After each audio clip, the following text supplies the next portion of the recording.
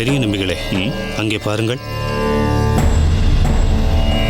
அங்கே நின்று கொண்டிருப்பவர் நம் மடத்திற்கு வந்து நம் ஆச்சாரியருக்கு சிஷ்யராக வேண்டும் என்று நச்சரித்தாரே, அவர்தானே?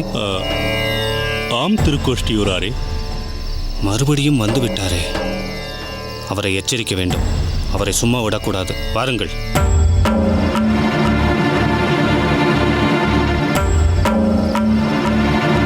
என்ன, இங்கும் வந்துவிட்டேரா தொந்தரவு செய்ய? இல்லை சுவாமி, அது வந்து எப்படியாவது மறுபடியும் ஆச்சாரியரை பார்த்து ஓய், நீர் ஆச்சாரியரை பார்ப்பது இருக்கட்டும், ஆச்சாரியர் உம்மை பார்க்க வேண்டும். மன திருப்தியோடு அவர் உம்மை நினைத்து பார்க்க வேண்டும். அந்த அளவுக்கு உமக்கு கொஞ்சம் கூட பணிவிருப்பதாக தெரியவில்லையே. சுவாமி, அப்படியெல்லாம் இல்லை. நீர் நடந்து கொள்வது அப்படித்தான் தெரிகிறது. இனிமேல் ஆச்சாரியார் மடத்து பக்கம் வரக்கூடாது என்று சொன்னார் அல்லவா, அத்தோடு எல்லாம் முடிந்து விட்டது.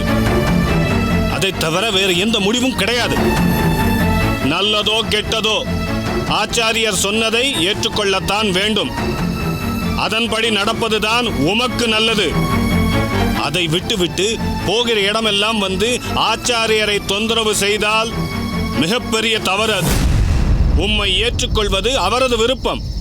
அதை மாற்ற முயற்சிக்க கூடாது. நான் கூட நினைத்தேன், பாவம், பார்ப்பதற்கு வைஷ்ணவராக தெரிகிறாரே என்று. ஆனால் ஆச்சாரியருக்கு உமது உள் மனசு தெரிந்திருக்கிறது. அதனால் தான் அப்படி ஒரு முடிவை எடுத்திருக்கிறார். முயற்சியை மூட்டை கட்டிவிட்டு வேற ஏதாவது வேலை இருந்தால் அதை பாரும். இந்த திருக்கோஷ்டியூர் நம்பியை பற்றி கேள்விப்பட்டிருக்கிறீரா இல்லையா?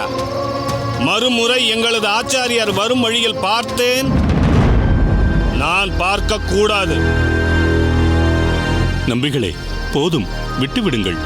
ஆச்சாரியார் கேட்கப் போகிறார். திருமலையாண்டான் வேறு வந்திருக்கிறார். வாருங்கள், போகலாம்.